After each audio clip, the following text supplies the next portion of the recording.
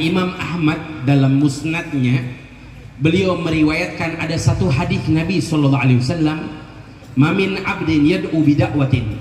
Tidaklah seorang hamba yang berdoa dengan satu doa, laisa fihi qati'ur rahim, di dalamnya tidak memutuskan tali silaturahmi, tidak berdoa untuk memutuskan tali silaturahmi, dan juga tidak berdoa keburukan kepada orang lain. Syaratnya dua tersebut Allah akan kabulkan ihda min salat, salah satu dari tiga.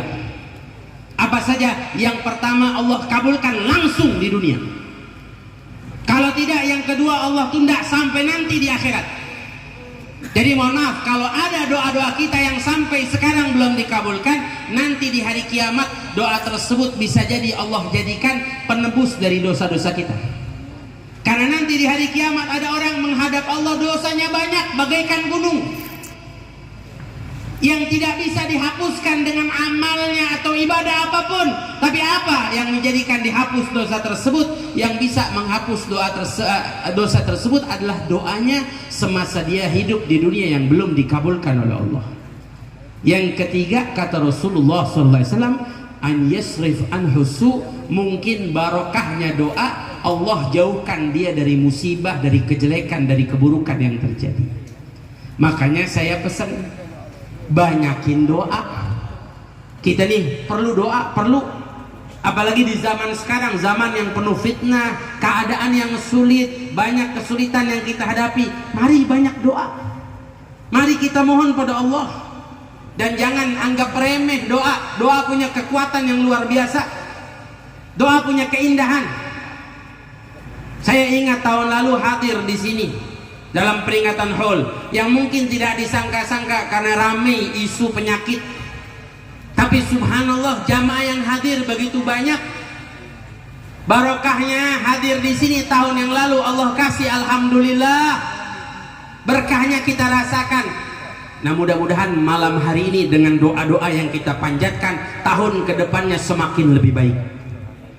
Allah angkat segala musibah, penyakit, kesulitan di negeri kita semua diangkat oleh Allah. Amin, amin ya Allah ya Rabbal. Makanya yuk banyakin doa, minta sama Allah, mohon sama Allah. Bahkan saya bisa sebutkan barokahnya doa. Kalau kita banyak berdoa, banyak memohon kepada Allah, Allah kasih keberkahan doa. Andai kita mau diuji oleh Allah, karena kita tidak bisa lari dari ujian. Ada satupun dari kita yang bisa lari dari ujian Allah? Tidak ada. La ahad yahrub min qada'ihi wa qadarihi. Tidak ada satupun makhluk yang bisa lari dari ketentuan Allah. Tapi barokahnya doa, ketika kita diuji oleh Allah Subhanahu wa taala, Allah berikan tiga hal. Apa? Yang pertama, Allah berikan kekuatan kita menjalani ujian karena kita banyak berdoa. Yang kedua, Allah berikan kesabaran. Kita diuji tapi Allah kasih sabar. Yang ketiga, Allah Subhanahu wa taala berikan ketenangan hati. Diuji tapi hati tenang.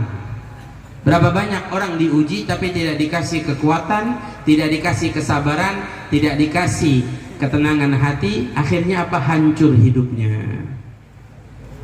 Alhamdulillah. Kayaknya lebih seru lihat pengantin yang lagi foto daripada lihat saya ya. Kesian dah saya. Padahal saya dari jauh ini.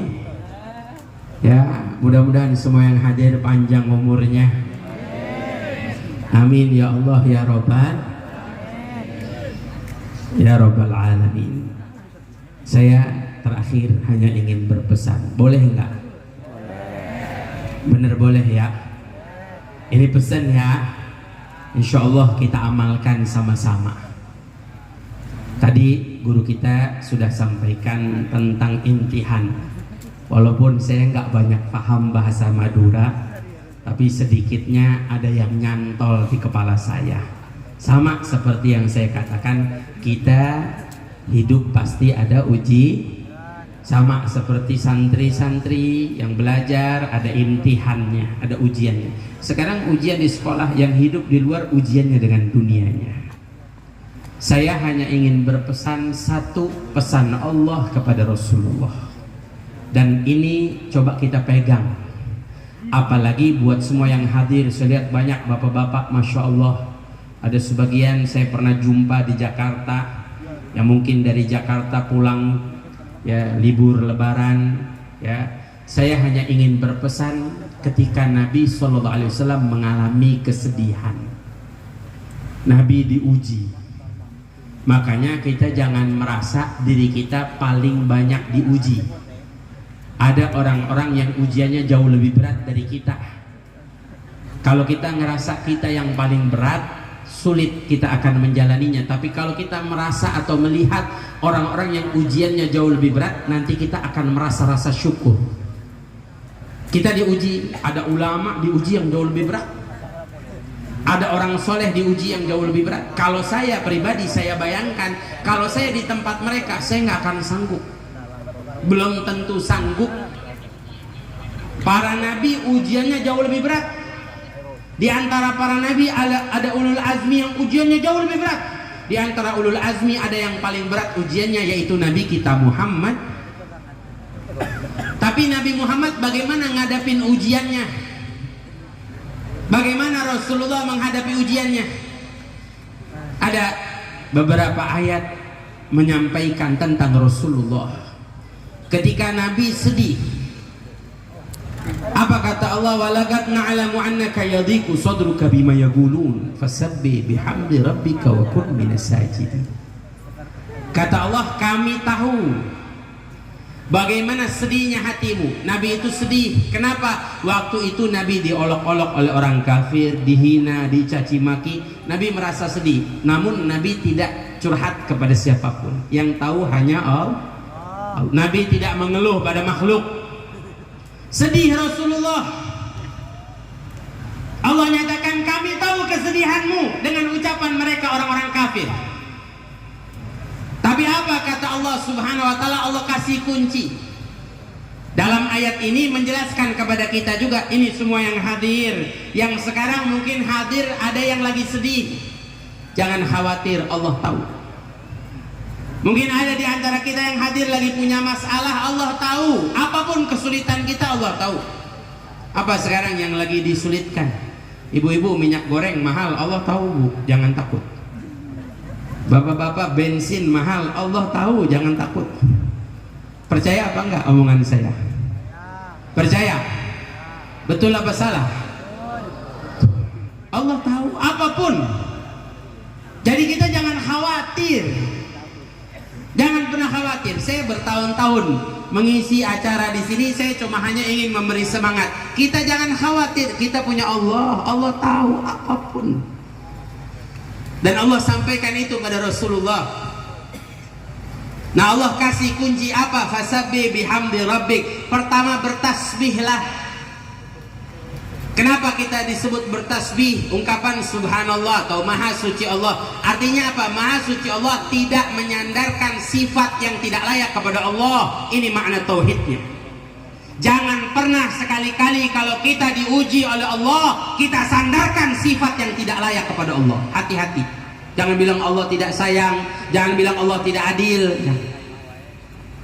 Allah sangat sayang pada hambanya, dan tidak ada yang lebih menyayangi kita dibandingkan Allah.